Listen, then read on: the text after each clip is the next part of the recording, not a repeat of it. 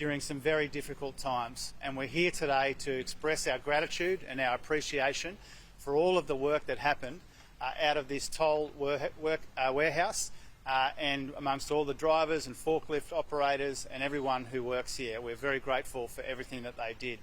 Now, Rowan and I are pleased to announce today an upgrade to Logan Lee Road, just south of here.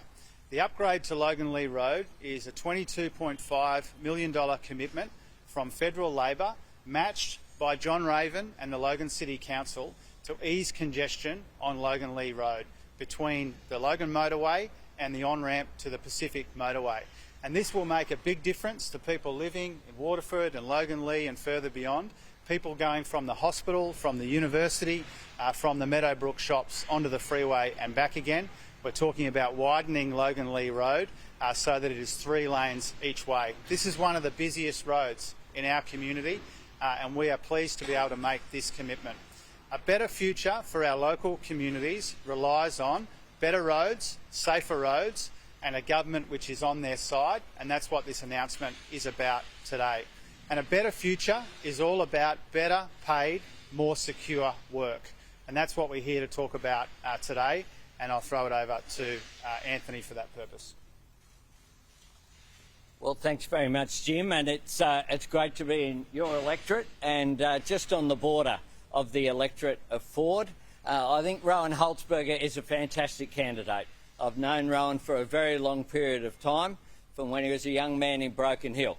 And he's come to Queensland, like so many people, to make Queensland their home. He's raising his family here in this local electorate of Ford, and I think he will make an outstanding member if he's successful on the 21st of May.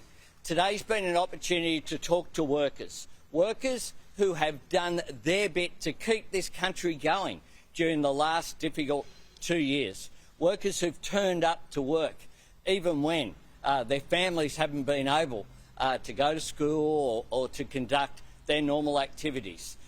Companies like Toll and the freight and logistics sector have kept the economy going during these difficult times. And what they deserve is a government that pays them back, a government that doesn't attack their working conditions. But what we have from the Prime Minister now is an announcement that he's going to go back to the legislation that was defeated when it was introduced during the last term. Now, the only way that you want to get rid of the better off overall test is if you don't want people to be better off overall. It's pretty simple. And what the Prime Minister wants to do is to suspend that better off overall test. What that would do is mean that all of the extra conditions above people's basic wage, their leave loading, their holiday leave, all of those things are up for grabs, their penalty rates that they rely upon. Workers rely upon these additional payments to put food on the table for their families, to pay their rent, to pay their mortgages, to pay their school fees for their kids.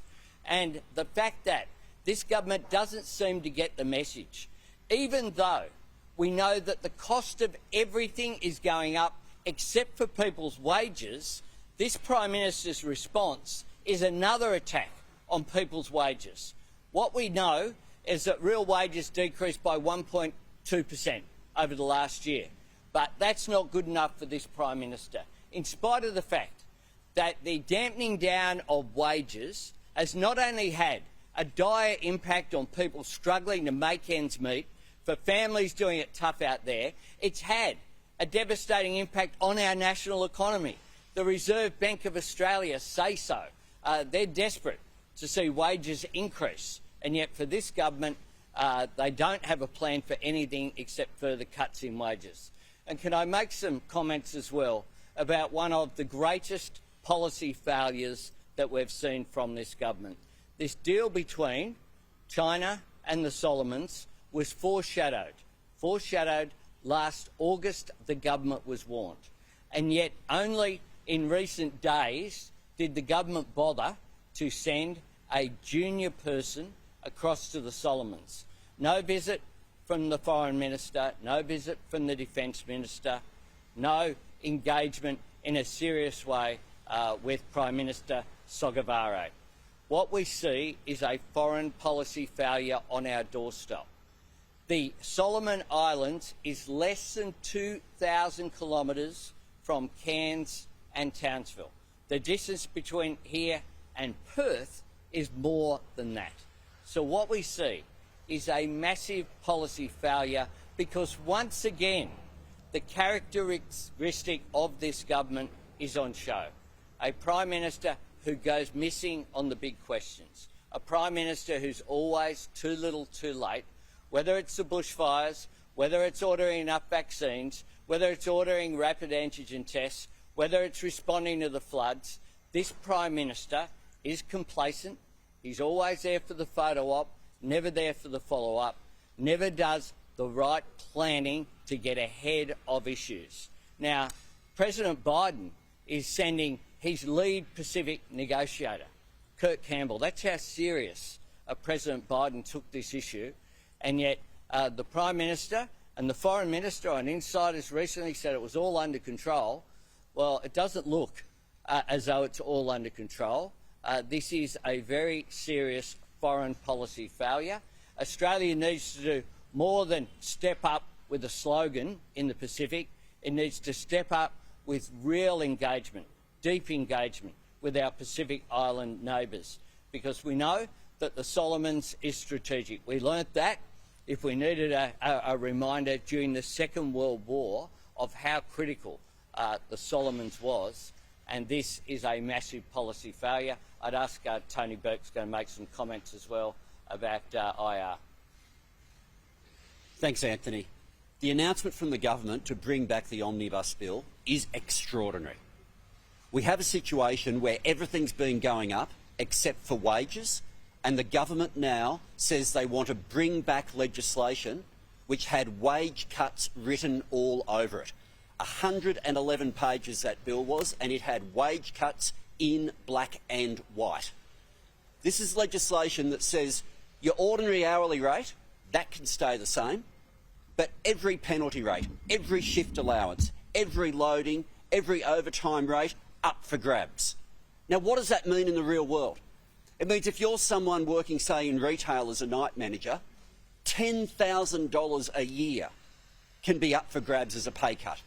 If you're a butcher working on a Thursday to Sunday shift, $7,000 a year. If you're a part-time disability care worker, $14,000 a year. Now, you only say we're going to suspend the Better Off Overall test if you want to allow a situation for people to be worse off. Low wages haven't been an accident. The government made clear low wages are a deliberate design feature of their management of the economy. At a time when Australians are desperately wanting to see wages get moving again, the Prime Minister has made clear legislation that is about cutting wages is on the way back if Mr Morrison is returned. Mr Albanese, if you are Prime Minister, what would you do on the Solomons? Would you be seeking to unravel this agreement? Would you be seeking to go to Beijing and meet with the leadership there? What would your approach be? I would be engaging with the leadership of the Solomons, and I would have done it over a period of time. The problem is that those relationships aren't ones that can be done just during when there's a crisis. When Richard Marles was our person in the Pacific, he had deep engagement, indeed won a civil honour in the Solomons. What's clear is that we've dropped the ball here. What's clear is that when the warning was given in August, the government didn't act soon enough. August is now more than 6 months ago, 8 months ago. The government was warned about this. Is there anything your government could do if you are elected in 4 weeks' time to reverse what Penny Wong has described as the worst foreign policy failure since the end of the Second World War? Well, this is a massive foreign policy failure on the Prime Minister's watch. A massive foreign policy failure. One in which they were warned about, one in which even during the weeks leading up to the government finally sending Zed Seselja, a junior person, to the Solomons, we were saying, what are you doing to engage here? This isn't something that has just arisen. This is something that has been in the planning for a period of time, and quite clearly the relationships have broken down. And the United States, when I have participated in various forums and as we know historically, has relied upon Australia to be a key player in the Pacific as well. Australia has been the security partner of choice for the Pacific for a long period of time, for the entire post-World War II period. That's broken down. We need to repair it. If I can just ask you on a draft for teachers, a guideline for teachers in the Northern Territory, it shows teachers being urged to organise non-gendered sports teams. Do you think this is a positive thing given the current context? Would you like to see that in other states, or do you think it raises some concerns? Well, it's been dismissed, I note already, by the NT government, and it's not appropriate. The government is on doubling the fines for thuggish unions and officials. What's your position on that? Think it's a good idea? Would you support it? It's no surprise. First of all, what's been announced by the government today is not our policy, so just to give you that cleanly. But secondly, it is no surprise that the government has decided the biggest issue they want to deal with is to be able to have an attack on unions, and still to this day they have not legislated to deal with wage theft. So if an employer is stealing from their workers, Mr Morrison doesn't think that's a concern. And we saw some extraordinary cases over the time that Mr Morrison's been Prime Minister. It's not just that they chose to not, or what they couldn't get round to it. They had wage theft legislation in the Parliament in front of them, written by themselves, and they, together with One Nation, voted it down. So the priorities of the government here are just completely wrong, and if they were serious about wanting to make sure we had law abiding at the workplace, the first thing to do is to make sure that people are paid properly. Mr Albanese, can I please ask you, what is your view on transgender participation in women's sport? That is covered by the Sex Discrimination Act. But what's your personal view? It's covered that girls should be able to play sport against girls and boys should be able to play sport against boys, and that should be covered. Well, it is covered by the Sex Discrimination Act, and that sports currently are in control of this issue. So let me tell you what this issue is really about. This is an issue about the chaos within the New South Wales branch of the Liberal Party. And I note that once again we see a leaked text message that's supposed to be a private text message from the New South Wales Premier to the Prime Minister.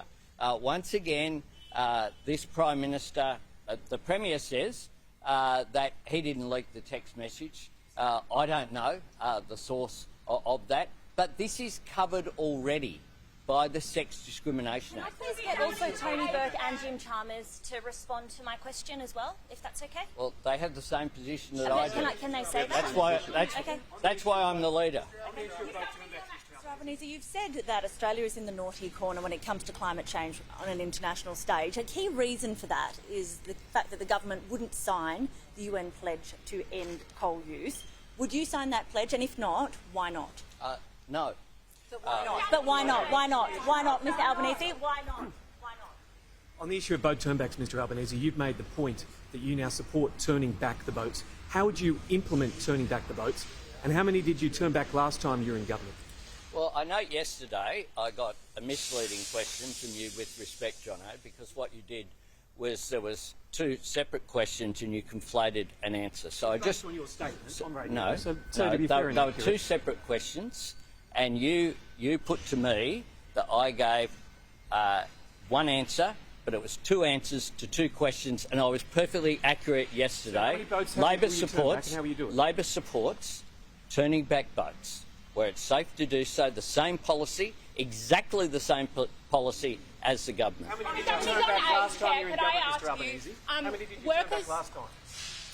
Workers in Queensland, WA and South Australia have voted in favour of industrial action. It's quite likely that strikes are going to take place in the next few weeks. Do you support these strikes, and if elected, will you fully implement all recommendations of the Royal Commission and fund them? Well, I'll deal with the industry then. I'll go back on the Royal Commission. What we are seeing is pressure having built up from people's wages having flatlined for 10 years. That's what we're seeing. And to view this in any other way, I think, misses the point of what's happening in households. Every week, as the pay comes through and the bills come through, it's becoming tighter and tighter, and it's been going like that for a decade. What we are seeing happening at workplaces has been two things. One, unions did the right thing during the pandemic and held back on industrial action. It was incredibly responsible, and it was done across the board. But secondly, what's happening now at a number of workplaces is that pressure that has building for a decade is people are saying we need to get wages moving, and Mr Morrison's response to that is to legislate a pay cut. On the aged care issue, our 5-point plan is directly arising from the Aged Care Royal Commission. That is all of the recommendations? that is a nurse in every nursing home, 24/7. That is 215 minutes of care.